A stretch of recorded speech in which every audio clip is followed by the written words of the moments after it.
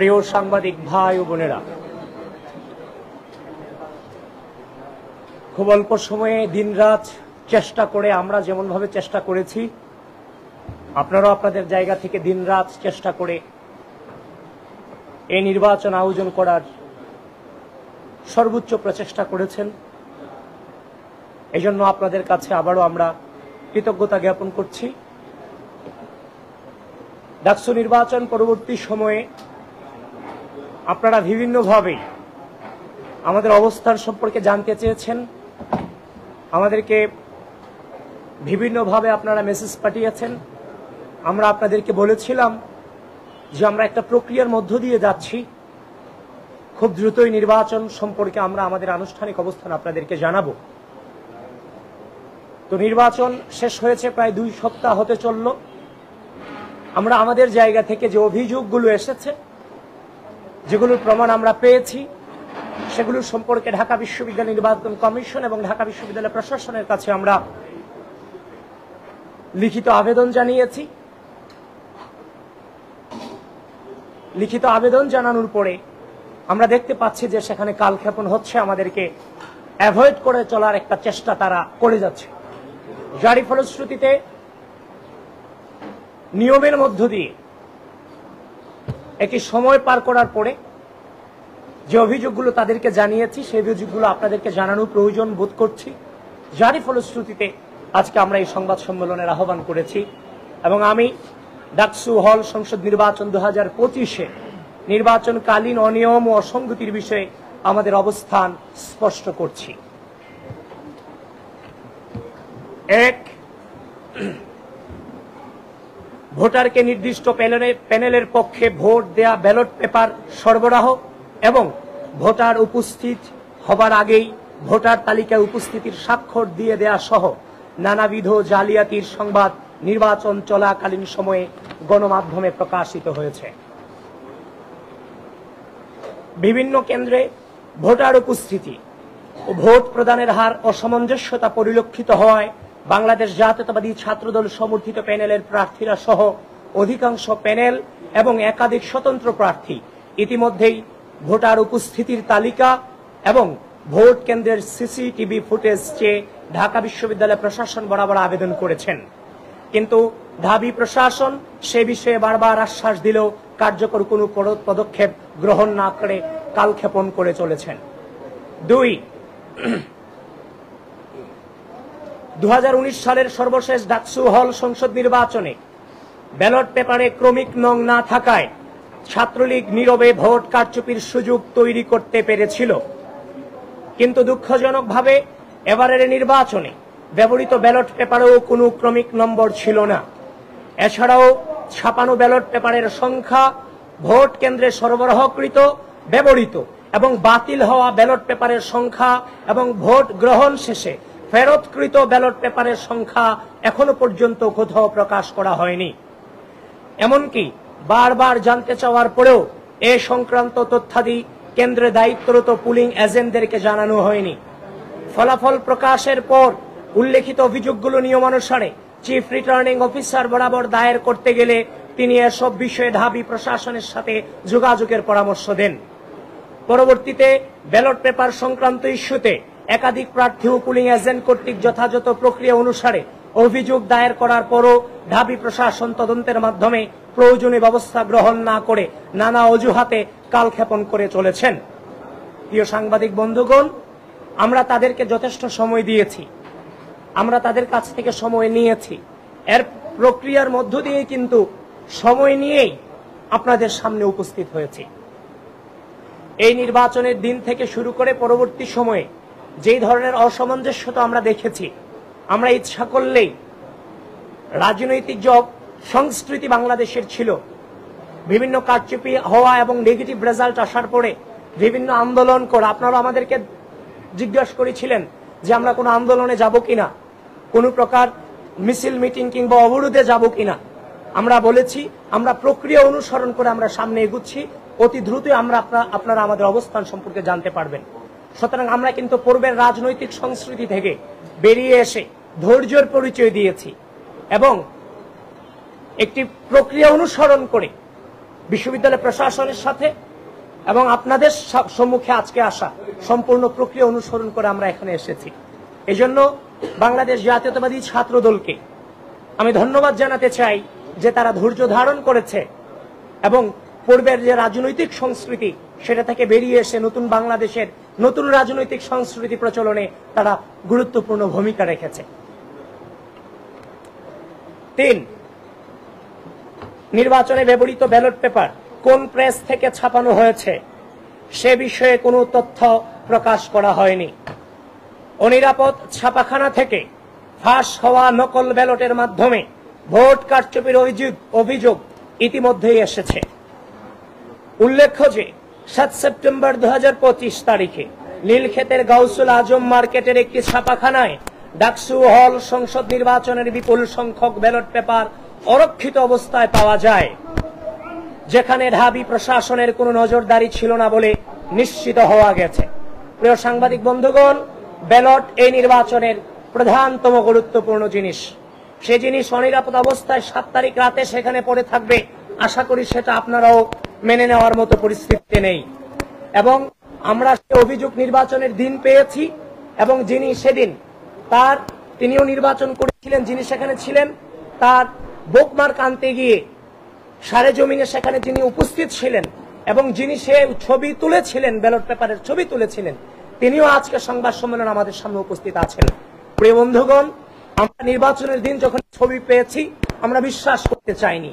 নানান বাস্তবতার কারণে কিংবা ব্যস্ততার কারণে আমরা সেটাকে এড়িয়ে গিয়েছিলাম, কিন্তু পরক্ষণেই যখন দেখতে পেলাম তার নিজ হাতে ছবি তোলা এই যে ব্যালট পেপারের ছবি এবং যে আঙ্গুল দেখছেন সে আঙ্গুলও কিন্তু সেই ছেলেটারই আঙ্গুল। এবং সেখানে আমরা সেই ফোন থেকে আমরা আইফোনে ছবি তোলা, সেখানে 7 সেপ্টেম্বর 2025 রাত 12:57 AM লেখা আছে। সুতরাং এটাকে ভুল প্রমাণিত করার কোনো সুযোগ আমাদের হাতে কিংবা আপনাদের হাতে নেই। সেজন্য এই বিষয়টাতে বিশ্ববিদ্যালয় প্রশাসন কোনোভাবে হালকাভাবে নেওয়ার সুযোগ নেই। বিশ্ববিদ্যালয় প্রশাসনকে এই ব্যাপারে জোরালোভাবে তাদের অবস্থান এই জাতির সামনে এবং বিশ্ববিদ্যালয়ের সামনে ধরতে হবে। 4,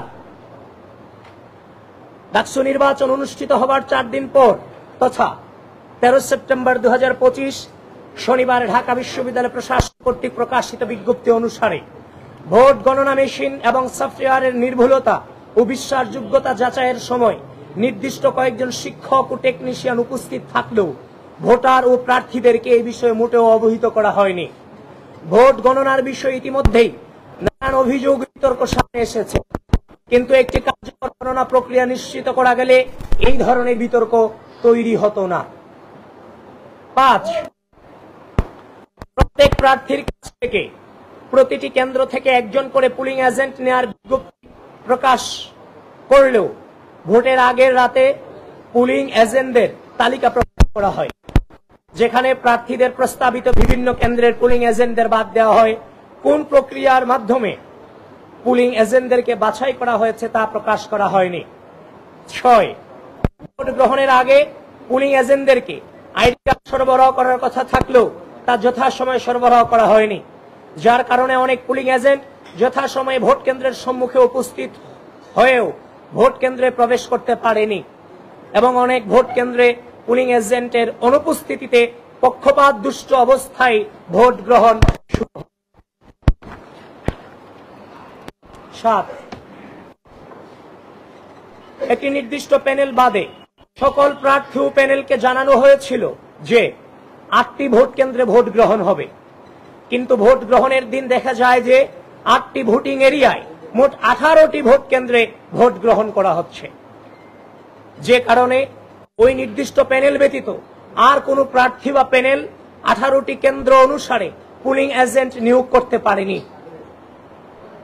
8, ডাকসু হল সংসদ নির্বাচনে কোন প্রক্রিয়া অনুসরণ করে পুলিং অফিসার নিয়োগ দেওয়া হয়েছে সে বিষয়ে অস্পষ্টতা রয়েছে।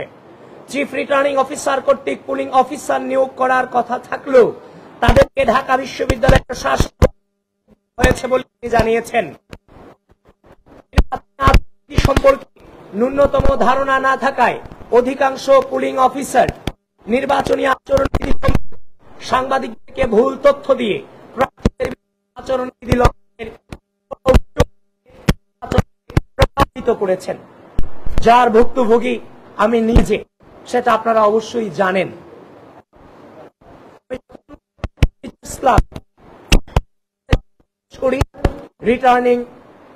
রিটার্নিং অফিসার যিনি সেখানে ছিলেন তার অনুমতিক্রমে এবং তিনি দায়িত্ব নিয়ে আমাকে সেখানে প্রবেশ করিয়েছেন এবং বিভিন্ন বুথগুলো আমাকে দেখিয়েছেন। কিন্তু দুঃখজনক হলেও কিছুক্ষণ পরেই আমি শুনতে পাই যে বিভিন্ন পত্রিকাতে ছয়লাভ হয়ে গেছে যে ছাত্র দলের মনোনীত ভিপি প্রার্থী তিনি আচরণ লঙ্ঘন করে প্রবেশ করেছেন। আপনাদের মেইন স্ট্রিম মিডিয়াগুলোকে পর্যন্ত বিভ্রান্ত করতে বাধ্য করেছে। মানে ব্যাপারটা এমন দাঁড়িয়েছে যে আগে ছাত্রলীগ ভোট কেন্দ্র দখল করত, ছাত্র প্রার্থী জোর করে ভোট কেন্দ্রে প্রবেশ করেছে, যে যেখানে আছেন আপনারা সবাই আসুন, ভোট দান করুন, ছাত্রদলকে প্রতিহত করুন। ব্যাপারটা ওরকমই ছিল এক প্রকার। এই যে নেগেটিভ ইম্প্যাক্ট করেছে নির্বাচন চলাকালীন সময়, এবং কি যেখানে গঠনতন্ত্রের স্পষ্ট উল্লেখ আছে সেখানে যাওয়ার ভিপি জিএসদের সেখানে প্রদর্শনী করার অধিকার আছে, এই যে আমাদের উপর যে অন্যায় হয়েছে এর বিচার, এর দায়ভার কে নেবে? এই পরিকল্পিতভাবে প্রতিটি স্তরে আমাদেরকে এভাবে বাধার সম্মুখীন করা হয়েছে। শুধু এটা নয়, এই পুলিং অফিসাররা ভোট থেকে ভোট দেওয়াতে সহজ কোনো ব্যাপার নয়। 41 নাম্বার দিয়েও এই পুলিং অফিসাররা বারবার মবের স্বীকার করেছে। সুতরাং এই দায়ভার কার? এটা পরিকল্পিত ছিল নয়। সংশ্লিষ্ট দায়িত্ব থাকা কতিপয় অতি উৎসাহী বিএনসিসি স্কাউট ও সদস্যের ভূমিকা ইতিমধ্যেই প্রশ্নবিদ্ধ হয়েছে। নির্বাচনের দিন ক্যাম্পাসের প্রবেশ মুখে নিরাপত্তার দায়িত্বরত বিএনসিসি রোভার স্কাউট ও গার্লস গাইড সদস্যের সহায়তায় একটি নির্দিষ্ট গোষ্ঠীকে ক্যাম্পাসে অবাধে প্রবেশের সুযোগ দেওয়া হবে বলে শিক্ষার্থীর পক্ষ থেকে একাধিক অভিযোগ এবং একাধিক বহিরাগত শিবির কর্মীকে শিক্ষার্থীরা হাতে নাতে ধরে প্রক্টর অফিসে সোপর্দ করেছিল।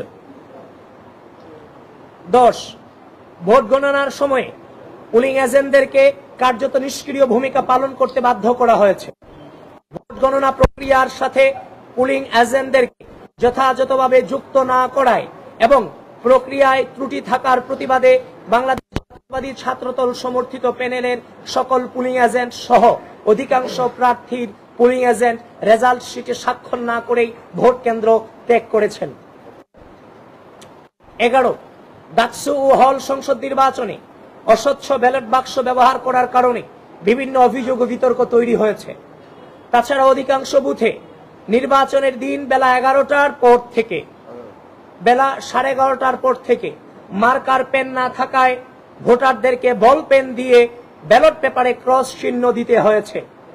বল পেনে ক্রস চিহ্ন দেওয়া ভোটগুলো ওএমআর মেশিন সঠিকভাবে রিড করতে পারেনি বলে অনেক ভোট গণনা করা হয়নি বলে পুলিং এজেন্টরা লক্ষ্য করেছিলেন। একটি নির্দিষ্ট সময়ের পরের ভোটগুলোতে বল পেন ব্যবহার করে পরিকল্পিতভাবে ভোট নষ্ট করার হীন চেষ্টা ছিল কিনা তা নিয়ে অধিকাংশ প্রার্থীর মনে শঙ্কা তৈরি হয়েছে। এছাড়াও ভোটার চিহ্নিত করার জন্য ব্যবহার করা হয়েছে, সেটি অস্থায়ী কালি হওয়ার কারণে একই ব্যক্তি একাধিক ভোট দিয়েছে কিনা সে বিষয়ে শিক্ষার্থীদের মনে সন্দেহ দেখা দিয়েছে। প্রিয় সাংবাদিক ভাই ও বোনেরা, উল্লেখ্য আইন ও বিধি অনুসারে উপরোক্ত নিয়ম ও অসঙ্গতি সমূহের বিষয়ে বারবার সংশ্লিষ্ট কর্তৃপক্ষকে অবগত করে সমাধানের অনুরোধ করলেও তারা কোনো কার্যকর পদক্ষেপ নেননি, বরং ইচ্ছাকৃতভাবে কালক্ষেপণ করে চলেছেন, যার ফলে ডাকসু হল সংসদ নির্বাচন 2025 ইতিহাসের পাতায় একটি নেতিবাচক প্রশ্নবিদ্ধ নির্বাচন হিসেবে ঠাঁই পাবার দিকে এগিয়ে যাচ্ছে বলে আমরা মনে করি।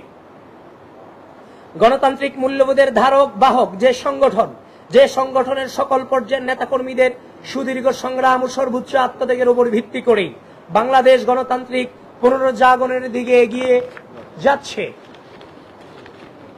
সেই বাংলাদেশ জাতীয়তাবাদী ছাত্র দলের প্রতিনিধি হিসেবে গণতান্ত্রিক প্রক্রিয়াকে এভাবে ভুলুণ্ঠিত হতে দেখা আমাদের জন্য চরম হতাশাজনক ও কষ্টদায়ক। আমরা তারপরও আশা রাখব যে ঢাকা বিশ্ববিদ্যালয় প্রশাসন গণতান্ত্রিক মূল্যবোধের অন্যতম স্তম্ভ স্বচ্ছতা ও জবাবদিহিতার পথে ফিরে এসে উপরোক্ত অনিয়ম এবং অসঙ্গতি সমূহের বিষয়ে যথাযথ তদন্তপূর্বক সকলের সামনে সত্য উন্মোচন করবে।